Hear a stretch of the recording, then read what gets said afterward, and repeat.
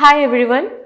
ഇന്നത്തെ വീഡിയോയിൽ നമ്മൾ ഡിസ്കസ് ചെയ്യാനായിട്ട് പോകുന്നത് നമ്മുടെ സെറ്റിൻ്റെ ഫസ്റ്റ് യൂണിറ്റ്, അതായത് ബ്രിട്ടീഷ് ലിറ്ററേച്ചറിലുള്ള മൊഡ്യൂൾ 7 ആണ്, വിച്ച് ഈസ് എലിസബത്തിയൻ തിയേറ്റർ. അതാണ് നമ്മൾ ഇന്നത്തെ ഈ ഒരു വീഡിയോയിൽ ഡിസ്കസ് ചെയ്യാനായിട്ട് പോകുന്നത്. അപ്പം ഇതിനോട് റിലേറ്റ് ചെയ്തിട്ടുള്ള ബാക്കി മൊഡ്യൂൾസിൽ നമ്മൾ കണ്ടതാണ്. We have to study about Shakespeare sonnets, what is a quarto, what is folio, ഷേക്സ്പിയറിൻ്റെ പ്ലേസ്, അതുപോലെ തന്നെ ബാക്കി യൂണിവേഴ്സിറ്റി വിറ്റ്സിനെ കുറിച്ച്, ആ ഒരു ടൈമിലെ മിറാക്കിൾ മിസ്റ്ററി പ്ലേസിനെ കുറിച്ച്, ഡ്രാമയുടെ ഡെവലപ്മെൻറ്റിനെ കുറിച്ച്, ഇതെല്ലാം പല മൊഡ്യൂളുകളായിട്ട് നമ്മൾ കാണുന്നതാണ്. ഈ യൂണിറ്റ് 7 എന്ന് പറയുന്നത് അത് കൂടുതലും ഡിസ്കസ് ചെയ്യുന്നത് എലിസബത്തിയൻ തിയേറ്ററിനെ കുറിച്ചാണ്. അതായത് എന്താണ് സ്റ്റേജ്, എന്തായിരുന്നു എലിസബത്തിയൻ തിയേറ്റേഴ്സിൻ്റെ പ്രത്യേകതകൾ, ഏതൊക്കെയായിരുന്നു എലിസബത്തിയൻ തിയേറ്റേഴ്സ്, അതുപോലെ തന്നെ what are the stage conventions, like what is an aside, what is a soliloquy, അങ്ങനെയുള്ള കാര്യങ്ങളാണ് നമ്മൾ ഈ ഒരു എലിസബത്തിയൻ തിയേറ്ററിൽ നമ്മൾ ഡിസ്കസ് ചെയ്യാനായിട്ട് പോകുന്നത്. കമ്മിങ് ടു ദി ടോപ്പിക്, ഇതിൽ നമുക്ക് തന്നിട്ടുള്ള ആദ്യത്തെ ടോപ്പിക് എന്ന് പറയുന്നത് സ്റ്റേജ് ആണ്. അതായത് ഒരു എലിസബത്തിയൻ തിയേറ്റർ അല്ലെങ്കിൽ ഒരു എലിസബത്തിയൻ സ്റ്റേജ് എന്ന് പറഞ്ഞാൽ എന്താണ് എന്നുള്ളതാണ് നമ്മുടെ ആദ്യത്തെ ടോപ്പിക് എന്ന് പറയുന്നത്. അപ്പം അതിനു മുൻപ് നമുക്കറിയാം എലിസബത്തിയൻ തിയേറ്ററിന് തന്നെ വേറൊരു പേരാണ് റിനൈസൻസ് തിയേറ്റർ എന്നുള്ളത്. പക്ഷേ റിനൈസൻസ് തിയേറ്റർ എന്ന് പറയുന്നത് കുറച്ചും കൂടി ബ്രോഡർ ആയിട്ടുള്ള ഒരു ടേമാണ്, അല്ലെങ്കിൽ ഒരു അംബർല ടേമാണ്. ഓക്കെ, ഈ പറയുന്ന റിനൈസൻസിന്റെ തുടക്കം തൊട്ട് ഒരു ജക്കോബിയൻ ഏജ് വരെയും നമ്മൾ റിനൈസൻസ് തിയേറ്റർ എന്നാണ് പറയുന്നത്. എന്നാൽ എലിസബത്തിയൻ തിയേറ്റർ എന്ന് പറയുമ്പം അത് കുറച്ചും കൂടി പ്രിസൈസ് ആയിട്ട് ക്വീൻ എലിസബത്തിന്റെ ടൈമിലുള്ള തിയേറ്റർ, അതായത് 1562 തൊട്ട് 1558 തൊട്ട് 1603 വരെയുള്ള ഒരു ടൈമിനെയാണ് നമ്മൾ ബേസിക്കലി എലിസബത്തിയൻ തിയേറ്റർ എന്ന് പറയുന്നത്. So the term English Renaissance theatre encompasses the period between 1562 following a performance of Gorboduc. നമുക്കറിയാം ഗോർബോഡക് എന്ന് പറയുന്നത് ഇംഗ്ലീഷ് ലിറ്ററേച്ചറിലുള്ള ആദ്യത്തെ ട്രാജഡിയാണ്, ഡ്രാമയിലുള്ള ആദ്യത്തെ ട്രാജഡിയാണ് ഗോർബോഡക് അല്ലെങ്കിൽ ഫെറക്സ് ഓർ പൊറക്സ് എന്ന് പറയുന്നത്. This was the first English play to use the blank words. ഇത് ആദ്യമായിട്ട് പെർഫോം ചെയ്യുന്നത് 1561 ഇന്നർ ടെമ്പിൾ എന്ന് പറയുന്ന ഒരു സ്ഥലത്താണ്, during the Christmas season. And ഇതിന് ശേഷം ഈ 1642 നമുക്കറിയാം പ്യൂരിറ്റൻ ഏജ് വന്നൊരു ടൈമിൽ, അതായത് സിവിൽ വാറിനോടനുബന്ധിച്ച് ഒരു ബാൻ വരുന്നുണ്ട്. ആ ഒരു ബാൻ വരെയും നമ്മൾ റിനൈസൻസ് തിയേറ്റർ എന്നാണ് പറയുന്നത്. ഗോർബോഡക്ക് തൊട്ട് പ്യൂരിറ്റൻ ബാൻ വരെയുള്ള ഒരു ടൈമിനെയാണ് നമ്മൾ റിനൈസൻസ് തിയേറ്റർ എന്ന് പറയുന്നത്. സോ റിനൈസൻസ് തിയേറ്ററിൽ നോർമലി വരുന്നത് എലിസബത്തിയൻ തിയേറ്റർ വരും, ജക്കോബിയൻ തിയേറ്റർ വരും, അതുപോലെ തന്നെ ചാൾസ് ദി ഫസ്റ്റിന്റെ ടൈമിലുള്ള തിയേറ്ററും വരും.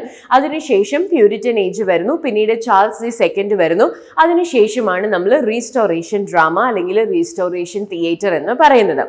അപ്പോൾ ഇതിലും എലിസബത്തിയൻ തിയേറ്റർ എന്ന് പറയുമ്പം ക്വീൻ എലിസബത്തിന്റെ റെയിനെ മാത്രമാണ് നമ്മൾ പറയുന്നത്. അതായത് 1558 തൊട്ട് 1603 വരെയുള്ള ഒരു ടൈമാണ് നമ്മൾ എലിസബത്തിയൻ തിയേറ്റർ എന്ന് പറയുന്നത്. Hope that is clear. Okay, ഇനി നമ്മൾ സ്റ്റേജിനെ കുറിച്ച് പറയുമ്പം നമ്മൾ നോക്കേണ്ട ഒരു കാര്യം സ്റ്റേജിന്റെ സ്ട്രക്ചറാണ്. ഓക്കെ, അതായത് നമുക്കറിയാം നമ്മളിങ്ങനെ അനോണിമസ് അല്ലെങ്കിൽ ഷേക്സ്പിയർ ഇൻ ലവ് ഈ മൂവീസ് ഒക്കെ നമ്മൾ കണ്ടിട്ടുണ്ടെങ്കിൽ നമുക്ക് ആ ഒരു ടൈമിലെ എലിസബത്തിയൻ തിയേറ്റർ എങ്ങനെയായിരുന്നു എന്ന് നമുക്ക് ഏകദേശം ഒരു ഐഡിയ കിട്ടും. അതായത് ആളുകളുമായിട്ട് വളരെ ക്ലോസ് ആയിട്ടുണ്ടായിരുന്ന ഒരു സ്ട്രക്ചർ ആയിരുന്നു എലിസബത്തിയൻ തിയേറ്റർ എന്ന് പറയുന്നത്. Okay, if someone want to do a salwaki, he or she could he could come in front and then he would be delivering this dialogue straightly to the audience. അങ്ങനെ ഒരു format ആയിരുന്നു normally Elizabethan stage എന്ന് പറയുന്നത്. അതുപോലെ തന്നെ Elizabethan stage എന്ന് പറയുന്നത് റിനൈസൻസിന്റെ ടൈമിലായിരുന്നത് കൊണ്ടും റിനൈസൻസിൽ മിഡിൽ ക്ലാസ് ആൾക്കാരും ലോവർ ക്ലാസ് ആൾക്കാരും കുറച്ചും കൂടി അവരുടെ ഫിനാൻഷ്യൽ സ്റ്റെബിലിറ്റി അക്വയർ ചെയ്യുന്ന ടൈം ആയിരുന്നത് കൊണ്ടും ഈ ഒരു എലിസബത്തിയൻ തിയേറ്റർ എന്ന് പറയുന്നത് ആർക്കും തന്നെ അത്ര പ്രൊഹിബിറ്റഡ് ആയിട്ടുള്ള ഒരു തിയേറ്റർ ആയിരുന്നില്ല. അതായത് അരിസ്റ്റോക്രസി മുതൽ ലോവർ ക്ലാസ് ആൾക്കാർക്ക് വരെ കാണാൻ പറ്റുന്ന രീതിയിൽ, എന്നാൽ ഓരോ ക്ലാസ്സിനും അവരുടേതായിട്ടുള്ള ഒരു ഡിവിഷൻ ഉള്ള രീതിയിലുമായിരുന്നു എലിസബത്തിയൻ തിയേറ്ററിന്റെ സ്ട്രക്ചർ എന്ന് പറയുന്നത്. സോ അതുപോലെ തന്നെ എലിസബത്തിയൻ ഏജ് തിയേറ്റർ എന്ന് പറയുമ്പം അത് ഓപ്പൺ എയർ തിയേറ്റേഴ്സ് ആണ്. Open air theatres with 3 levels of galleries and a thrust stage. Open air theatre ആണ്, ഒരു ക്ലോസ്ഡ് സ്റ്റേഡിയം ആയിരുന്നില്ല എലിസബത്തിയൻ തിയേറ്റേഴ്സ് എന്ന് പറയുന്നത്. ഈ ഓപ്പൺ എയർ തിയേറ്ററിൽ 3 ലെവൽ ഓഫ് ഗാലറീസ് ആണ് ഉള്ളത്. അരിസ്റ്റോക്രസി ആൻഡ് നോബിളിന് ഒരു ക്ലാസ്, മിഡിൽ ക്ലാസ്സിന് ഒരു ക്ലാസ്, ലോവർ ക്ലാസ്സിന് ഒരു ഗാലറി, അങ്ങനെ 3 ലെവൽ ഓഫ് ഗാലറി ആയിരുന്നു.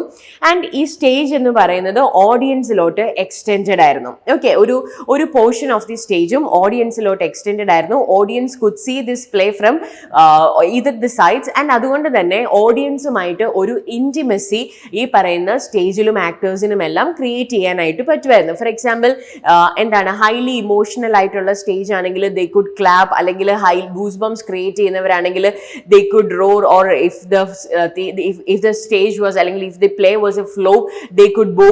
അപ്പം ഇതെല്ലാം എന്താണ്, തിയേറ്ററുമായിട്ട് അല്ലെങ്കിൽ ഈ പറയുന്ന ഓഡിയൻസും ആക്ടേഴ്സും തമ്മിൽ, അല്ലെങ്കിൽ ഓഡിയൻസും ആ ക്യാരക്ടേഴ്സും തമ്മിലും ഒരു ഇന്റിമസി ക്രിയേറ്റ് ചെയ്യാനായിട്ട് ഒത്തിരി ഹെൽപ്പ് ചെയ്തിട്ടുള്ളായിരുന്നു. പിന്നെ അതുപോലെ തന്നെ ഇവിടുത്തെ ഹെവൻ ഒക്കെ ക്രിയേറ്റ് ചെയ്യുമ്പം a canopy supported by pillars often painted with zodiac signs and used for special effects. കാരണം നമുക്കറിയാം എലിസബത്തിയൻ തിയേറ്റർ എന്ന് പറയുമ്പം അതിൽ ഗോസ്റ്റ് എലമെന്റ്സ് ഉണ്ട്, ഈ പറയുന്ന സൂപ്പർ നാച്ചുറൽ എലമെന്റ്സ് ഉണ്ട്. സോ അപ്പൊ അതെല്ലാം ഈ ഒരു രീതിയിലായിരുന്നു ക്രിയേറ്റ് ചെയ്തിട്ടുണ്ടായിരുന്നത്. പിന്നെ അതുപോലെ തന്നെ there was a trap door എന്ന് പറഞ്ഞു കഴിഞ്ഞാൽ ഡ്രമാറ്റിക് എൻട്രൻസിന് വേണ്ടിയിട്ടാണ്. ഡ്രമാറ്റിക് എൻട്രൻസ് അല്ലെങ്കിൽ ഡ്രമാറ്റിക് ആയിട്ട് എക്സിസ്റ്റ് ചെയ്യാനായിട്ട്, especially supernatural characters, for example ഹാംലെറ്റിലെ കിങ് ഹാംലെറ്റ്, അങ്ങനെയുള്ള സൂപ്പർ നാച്ചുറൽ ക്യാരക്ടേഴ്സിന് വരാൻ വേണ്ടിയിട്ട്, അല്ലെങ്കിൽ പ്രൊഫസീസ് അങ്ങനെയുള്ള കാര്യങ്ങൾക്കൊക്കെ വേണ്ടിയിട്ട് there also was a trap door for sudden entrances and sudden exits.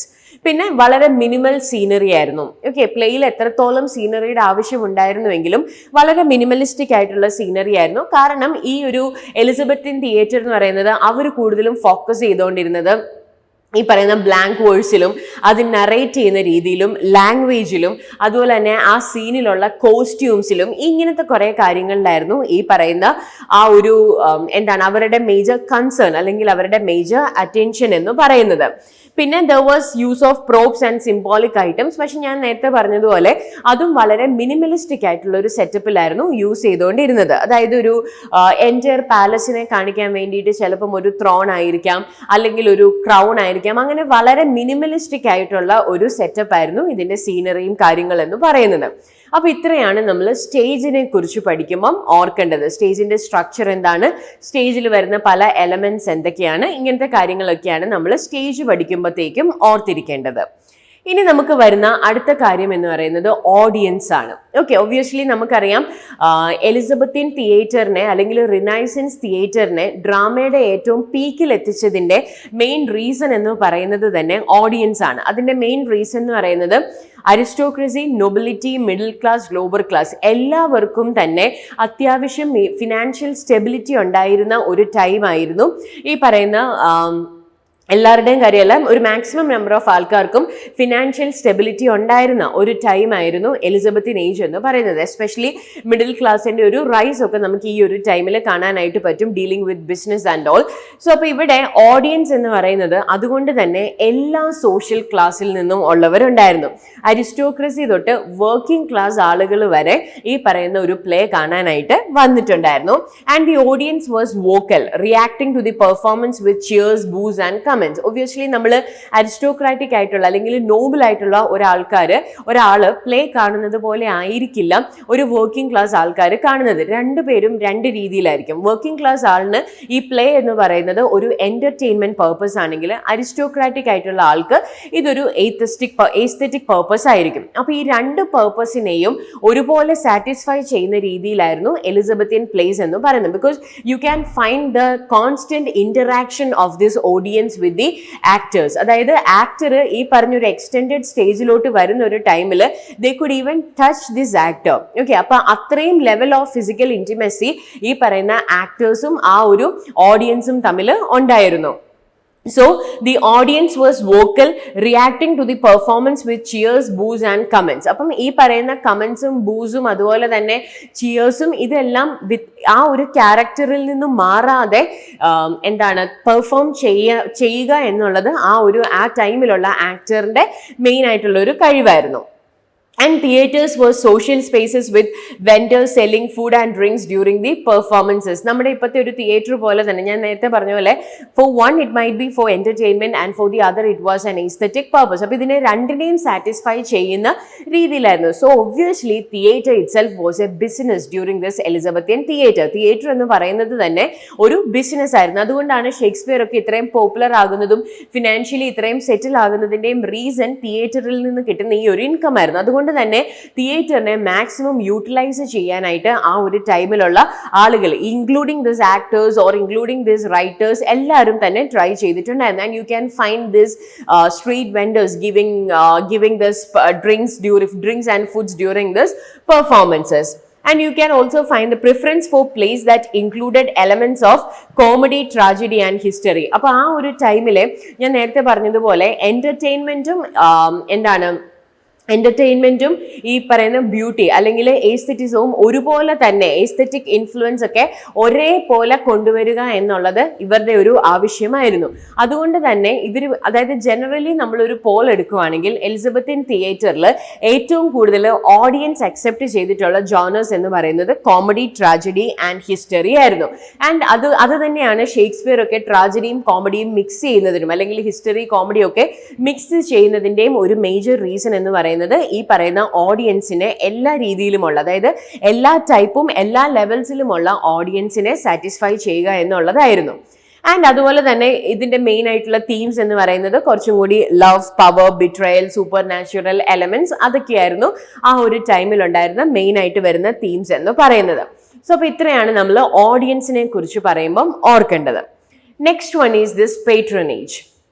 Okay, പേട്രൻസിന്റെ കേസ് എടുക്കുകയാണെങ്കിൽ അല്ലെങ്കിൽ പേട്രണേജിന്റെ കേസ് എടുക്കുകയാണെങ്കിൽ noble patrons provided financial support and protection to acting companies. അതായത് ഈ പറയുന്ന ഒരു ആക്ടിംഗ് കമ്പനിക്ക് ഈ കോസ്റ്റ്യൂംസ് എടുക്കുക, ഒരു പ്ലേ എഴുതുക, കാരണം പ്ലേ എഴുതുന്ന ഒരു ടൈമിൽ അല്ലെങ്കിൽ അത് വർക്ക്ഔട്ട് ചെയ്യുന്ന ഒരു ടൈമിൽ, അത് റിഹേഴ്സ് ചെയ്യുന്ന ഒരു ടൈമിൽ it was really hard for them to get an income by doing other jobs. അതുകൊണ്ട് തന്നെ most of these writers they spend their entire time writing this plays or rehearsing for this plays, performing this plays. അപ്പോൾ അങ്ങനെ വരുന്ന ഒരു ടൈമിൽ ഇവർക്കൊരു financial security എന്ന് പറയുന്നത് വളരെ ആവശ്യമുള്ളൊരു കാര്യമായിരുന്നു. പിന്നെ നമ്മൾ ഇൻഡയറക്ട്ലി നോക്കുവാണെങ്കിൽ ഈ പേട്രൻസ് അല്ലെങ്കിൽ പേട്രൻസ് എന്ന് പറയുന്നത് നോർമലി അരിസ്റ്റോക്രാറ്റിക് ആയിട്ടുള്ള ആളുകളായിരിക്കും അല്ലെങ്കിൽ നോബിൾ ആയിട്ടുള്ള ഒരാളായിരിക്കും. So obviously this theatres or this dramatist or this actors they won't go against the patron അല്ലെങ്കിൽ against the ruling power. So അവർക്ക് എന്താണോ പറയാനുള്ളത് അത് പറയാൻ കൂടി വേണ്ടിയിട്ടും ഈ ഒരു പേട്രണേജ് യൂസ് ചെയ്തിട്ടുണ്ടായിരുന്നു.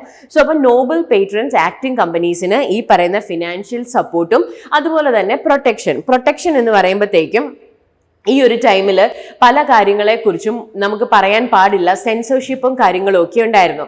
സോ അപ്പോൾ ഭയങ്കര എഫക്റ്റുള്ള അല്ലെങ്കിൽ ഇൻഫ്ലുവൻഷ്യൽ ആയിട്ടുള്ള ഒരു പേട്രൺ ആണെങ്കിൽ ഈ പറയുന്ന പല സെൻസർഷിപ്പിൽ നിന്നും പല തിയേറ്റർ കമ്പനികളും രക്ഷപ്പെട്ട് പോന്നിട്ടുണ്ട്. സോ അപ്പോൾ അതായിരുന്നു ഈ പറയുന്ന ഫിനാൻഷ്യൽ സപ്പോർട്ടും പ്രൊട്ടക്ഷനും എന്ന് പറയുന്നത്. പിന്നെ അതുപോലെ തന്നെ prominent patrons included Queen Elizabeth I and kings James the first. Direct ആയിട്ടുള്ള പേട്രൻസ് എന്ന് പറയുന്നത് ജെയിംസ് ദി ഫസ്റ്റും അതുപോലെ തന്നെ ക്വീൻ എലിസബത്ത് ദി ഫസ്റ്റും ആയിരുന്നു. ആൻഡ് നോർമലി കമ്പനീസ് ഇതിന്റെ ഒരു ഗ്രാറ്റിറ്റ്യൂഡ് കാണിക്കാൻ വേണ്ടിയിട്ട് അല്ലെങ്കിൽ ഒരു അക്നോളജ്മെന്റ് പറയാൻ വേണ്ടിയിട്ട് അവരുടെ തിയേറ്റർ കമ്പനീസിന് ഇവരുടെ പേട്രന്റെ തന്നെ പേരാണ് നോർമലി ചെയ്യാറുള്ളത്. Like King's men, Lord Chamberlain's men എന്നൊക്കെ പറയുന്നത് പോലെ അവരുടെ പേട്രന്റെ തന്നെ പേരായിരിക്കും പൊതുവെ ഈ ആക്ടിംഗ് കമ്പനീസിന് കൊടുക്കാറുള്ളത്. And about this patronage provided legitimacy and helped companies secure performance venues. അപ്പം നമുക്ക് തിയേറ്റേഴ്സ് വളരെ കുറവാണ്. സോ നമുക്ക് പേട്രൻസ് ഒക്കെ ഉണ്ടെങ്കിൽ ഈ പറഞ്ഞതുപോലെ വെന്യൂ കിട്ടാനായിട്ടും പെർഫോമൻസിന്റെ നമ്പർ കൂട്ടാനായിട്ടും അങ്ങനെയുള്ള കാര്യങ്ങളിലൊക്കെ പേട്രണേജ് ഒരുപാട് ഹെൽപ്പ് ചെയ്തിട്ടുണ്ട്. പിന്നെ plays were subject to censorship by the master of the revels to avoid political or religious controversy, and patronage helped shield companies from censorship and legal issues. Obviously Queen Elizabethന്റെ അല്ലെങ്കിൽ James the ഫസ്റ്റിന്റെ direct പേട്രണേജിലുള്ള theatre companies ആണെങ്കിൽ അവര് ഇവരെ കുറിച്ചല്ലാതെ വേറെ ആരെ കുറിച്ച് എഴുതിയാലും എന്താണ് ഈ പറയുന്ന സെൻസർഷിപ്പിൽ നിന്ന് മാറാനായിട്ടുള്ള ഒരു പവർ അവരുടെ പേട്രൻസിനുണ്ടായിരുന്നു. So this really helped in writing അല്ലെങ്കിൽ ഒരു രീതിയിൽ നമ്മൾ നോക്കുവാണെങ്കിൽ പേട്രണേജ് എന്ന് പറയുന്നത് ഈ ഡ്രാമ അതിൻ്റെ ട്രൂ ഫോമിൽ, അല്ലെങ്കിൽ നമുക്കറിയാം എലിസബത്തിൻ ഏജിലാണ് ഡ്രാമ അതിൻ്റെ ഒരു പീക്കിലോട്ട് എത്തുന്നത്. അതിൻ്റെ ഒരു മേജർ റീസൺ എന്ന് പറയുന്നത് ഈ പേട്രൻസ് കൊടുക്കുന്ന ഫിനാൻഷ്യൽ സപ്പോർട്ടും അതുപോലെ തന്നെ അവരുടെ ആ ഒരു പ്രൊട്ടക്ഷനുമായിരുന്നു ഇതിൻ്റെ മെയിൻ ആയിട്ടുള്ള ഒരു റീസൺ എന്ന് പറയുന്നത്. പിന്നെ നമ്മൾ പേട്രൻസിനെ കുറിച്ച് പറയുമ്പം നമ്മൾ ഷേക്സ്പിയറിന്റെ പേട്രൻസിനെ ഒന്ന് നോക്കണം. We have Edward manners, the 3rd Earl of Rutland, Thomas Radcliffe, 3rd Earl of Sussex, Sir Francis Walsingham, Henry Carey, Baron Hudson or Lord Chamberlain. അങ്ങനെയാണ് ഷേക്സ്പിയർ ലോർഡ് ചാമ്പർലൈൻസ് മെന്നിൽ വർക്ക് ചെയ്തിട്ടുള്ളത്.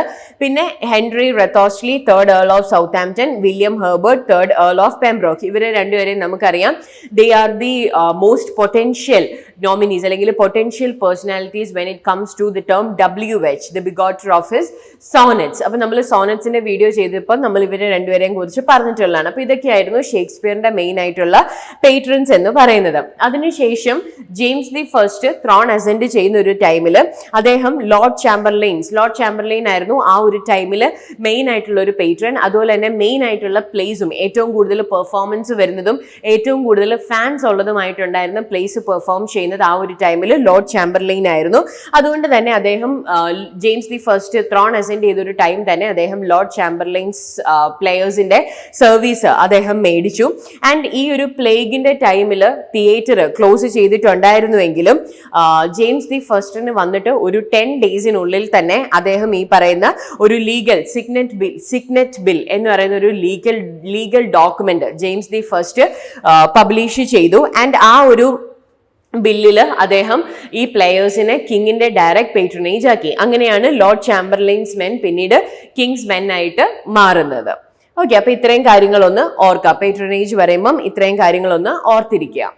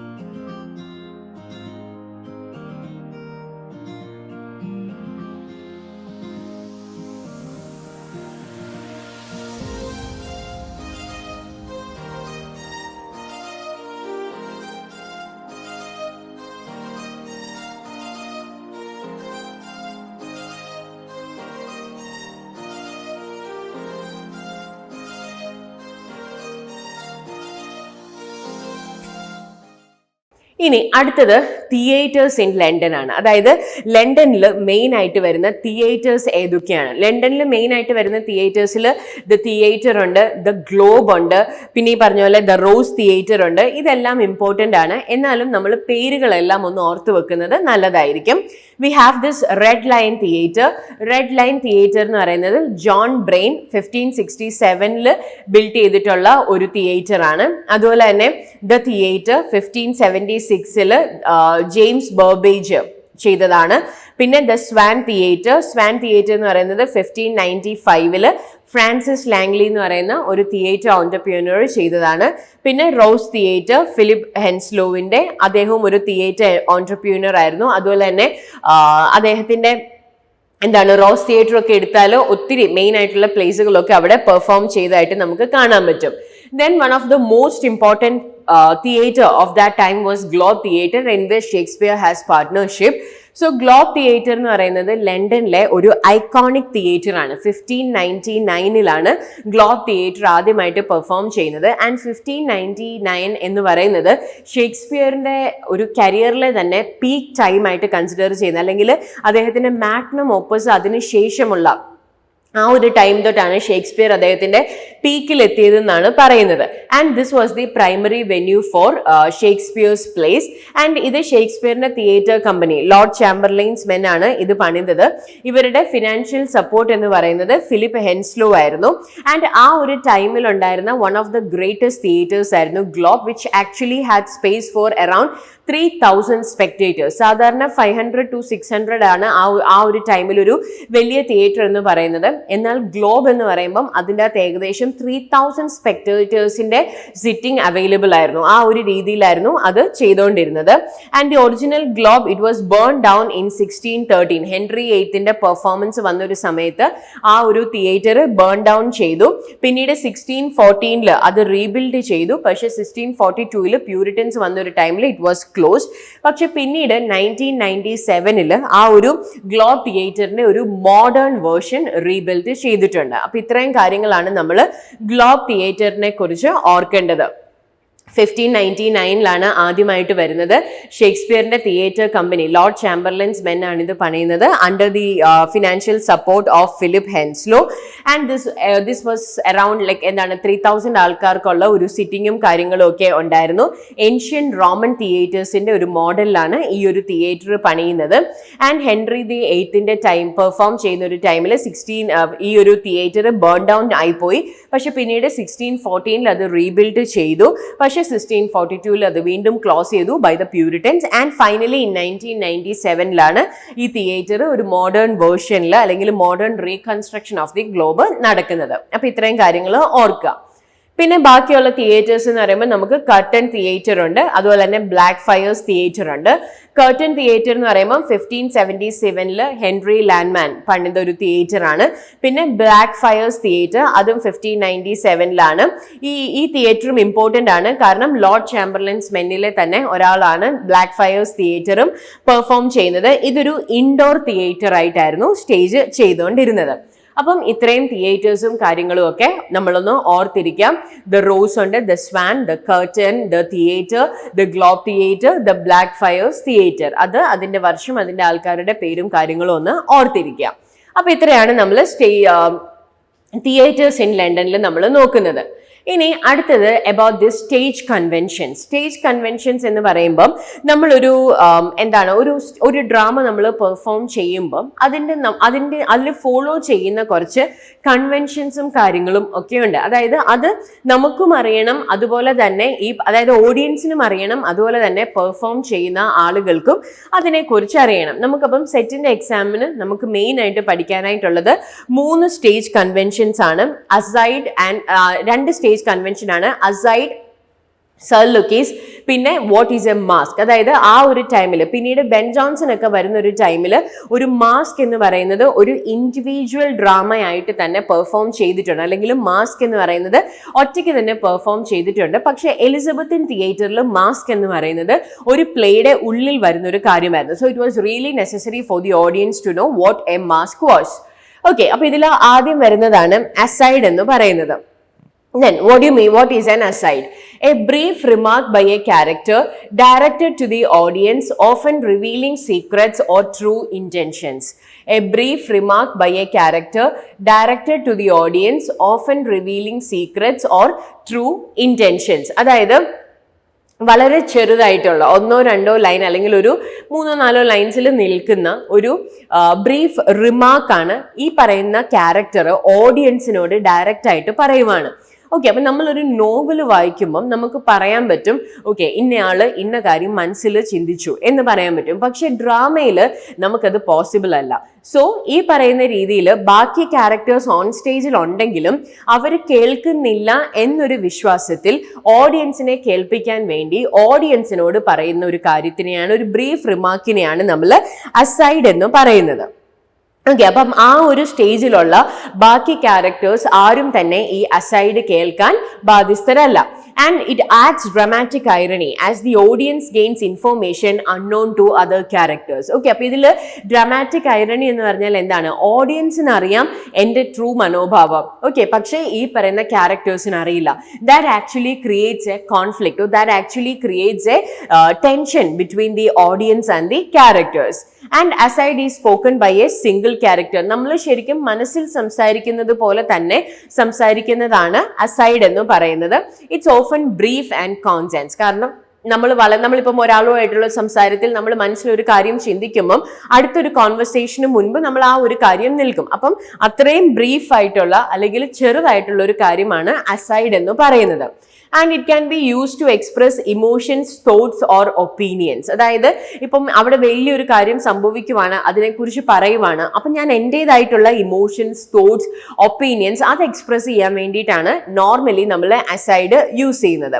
അതായത് ബാക്കിയുള്ള ക്യാരക്ടേഴ്സ് അവരുടെ തോട്ട്സ്, അവരുടെ actions, അതിനോടുള്ള ഒരു commentary, അതാണ് ബേസിക്കലി നമ്മൾ അസൈഡ് എന്ന് പറയുന്നത്. ആൻഡ് അസൈഡ്സും സൊല്ലോക്കീസും തമ്മിലുള്ള ഡിഫറൻസ് എന്താണെന്ന് ചോദിച്ചാൽ, അസൈഡ് എന്ന് പറയുന്നത് എപ്പോഴും സൊല്ലോക്കിയെക്കാളും ബ്രീഫ് ആയിരിക്കും, അതിനേക്കാളും ചെറുതായിരിക്കും. സൊല്ലോക്കീസ് എന്ന് പറയുന്നത് നോർമലി ഒരു ക്യാരക്ടർ സ്റ്റേജിൽ ഒറ്റയ്ക്കുള്ളപ്പം അയാൾ പെർഫോം ചെയ്യുന്ന അല്ലെങ്കിൽ പെർഫോം ചെയ്ത് സംസാരിക്കുന്ന ഒരു കാര്യമാണ് സൊല്ലോക്കി എന്ന് പറയുന്നത്. എന്നാൽ അസൈഡ് എന്ന് പറയുന്നത് നോർമലി ബാക്കി ക്യാരക്ടേഴ്സ് ഒക്കെ തന്നെയും ഓൺ സ്റ്റേജിൽ പ്രസന്റ് ആയിരിക്കും. പക്ഷെ ഞാൻ നേരത്തെ പറഞ്ഞ പോലെ അവർ കേൾക്കുന്നില്ല എന്നൊരു വിശ്വാസത്തിൽ ഞാൻ ഓഡിയൻസിനോട് ഡയറക്റ്റ് ആയിട്ട് സംസാരിക്കുന്നു. അതിനെയാണ് നമ്മൾ അസൈഡ് എന്ന് പറയുന്നത്. അതുപോലെ തന്നെ സൊല്ലോക്കീസ് എന്ന് പറയുമ്പോൾ ഞാൻ എൻ്റെ മനസ്സിലൂടെ കടന്നു പോകുന്ന വളരെ കോംപ്ലക്സ് ആയിട്ടുള്ള തോട്ട്സുകളെ അല്ലെങ്കിൽ കോംപ്ലക്സ് ആയിട്ടുള്ള കാര്യങ്ങളെ എക്സ്പ്രസ് ചെയ്യാൻ വേണ്ടിയിട്ട് ഞാൻ പറയുന്നതാണ് സൊല്ലോക്കി എന്ന് പറയുന്നത്. എന്നാൽ അസൈഡ് എന്ന് പറയുന്നത് അവിടെ നടക്കുന്ന ഒരു കാര്യത്തിന്റെ കമന്ററി ആയിട്ടാണ് നോർമലി പറയുന്നത്. ഓക്കെ, അപ്പൊ ഇത്രയാണ് അസൈഡും സൊല്ലോക്കീസും തമ്മിലുള്ള ഡിഫറൻസ് എന്ന് പറയുന്നത്. In July 2023, there was a question, a dramatic device in which a character speaks directly to the audience. ഓഡിയൻസുമായിട്ട് ഡയറക്ട്ലി സംസാരിക്കുന്ന ഡ്രമാറ്റിക് ഡിവൈസ് എന്താണെന്നുള്ളതാണ് question. Aside, induction, soliloquy, monologue. അപ്പൊ നമുക്കറിയാം the correct answer is option A, aside. അതായത് ഒരു character ബാക്കി characters അവിടെ നിൽക്കുമ്പോഴും ഓഡിയൻസിനോട് ഡയറക്റ്റ് ആയിട്ട് ആ സമയത്ത് സംഭവിക്കുന്ന കാര്യങ്ങളുടെ ഒരു കമന്ററി പോലെ പറയുന്നതിനെയാണ് നമ്മൾ അസൈഡ് എന്ന് പറയുന്നത്. Moving to the next stage convention, that is soliloquy. Soliloquy എന്ന് പറയുന്നത് ശരിക്കും ഒരു സ്പീച്ച് പോലെയാണ്. അതായത് ഒരു ക്യാരക്ടർ ഒരു സ്റ്റേജിൽ ഒറ്റയ്ക്ക് നിന്നുകൊണ്ട് അദ്ദേഹത്തിന്റെ അല്ലെങ്കിൽ ഹി ഓർ ഷീ എന്താണ് ആ ഒരു inner thoughts and feelings reveal ചെയ്യുന്ന ഒരു കാര്യത്തിനെയാണ് നമ്മൾ സൊല്ലോക്കി എന്ന് പറയുന്നത്. And it is used to provide insight into a character's motivations and to advance the plot. അതായത് ഒരു ക്യാരക്ടറിന്റെ മോട്ടിവേഷൻ, ഇപ്പം നമുക്കറിയാം to be or not to be, അപ്പൊ അത് കേൾക്കുന്ന ഒരു ടൈമിൽ നമുക്കറിയാൻ പറ്റും ഹാംലെറ്റ് എന്ന് പറയുന്ന ഒരു വ്യക്തി എന്തുമാത്രം വിഷമത്തിലൂടെയാണ് കടന്നു പോകുന്നത്.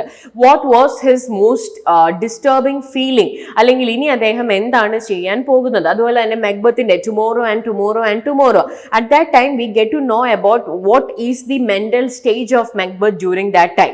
appa adana it is used to provide insight into a character's motivations and to advance the plot.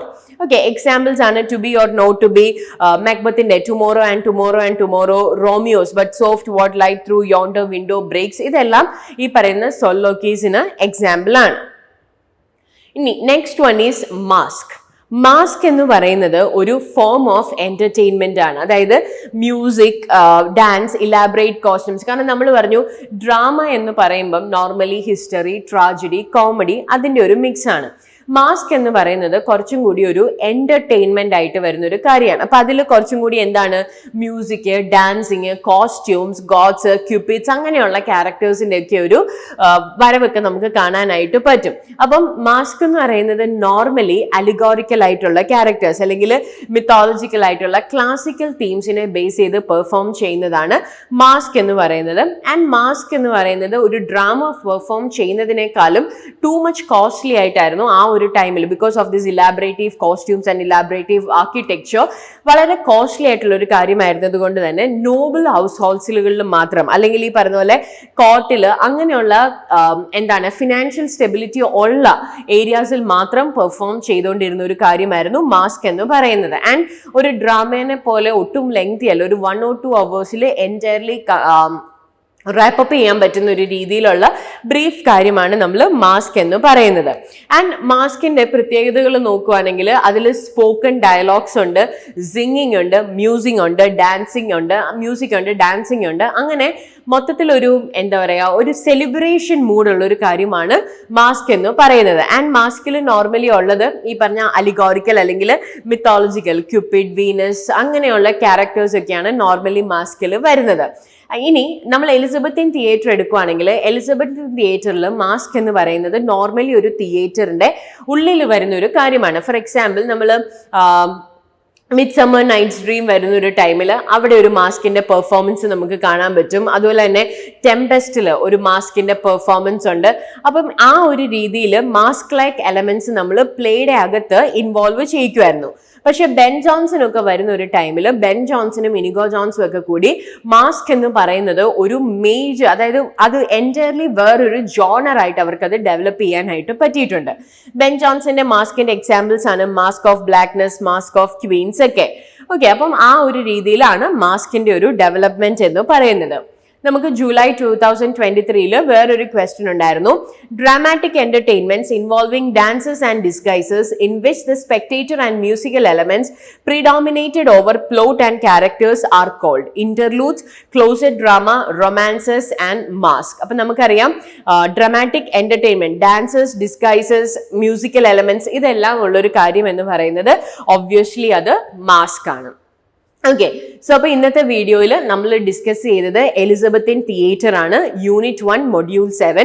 അതിൽ നമ്മൾ പറഞ്ഞത് what is a stage, what are the structures of a stage, about the features of the audience of that time. പിന്നെ എന്താണ് theatre, ഏതൊക്കെയാണ് ആ ഒരു time, patronage, എന്താണ് patronage, ഷേക്സ്പിയറിന്റെ പേട്രൻസ് ആരൊക്കെയായിരുന്നു, പേട്രൻസ് കൊണ്ടുള്ള ഉപയോഗം എന്തൊക്കെയായിരുന്നു, then the different theatres in London give special focus to the Globe theatre. And അതിനുശേഷം നമ്മൾ സ്റ്റേജ് കൺവെൻഷൻസിനെ കുറിച്ച് പറഞ്ഞു, which includes aside and soliloquies. And then we finally dealt with mask. അപ്പൊ ഇത്രയാണ് നമ്മൾ ഇന്നത്തെ വീഡിയോയിൽ ഡിസ്കസ് ചെയ്തത്. That's all for this video. Thank U.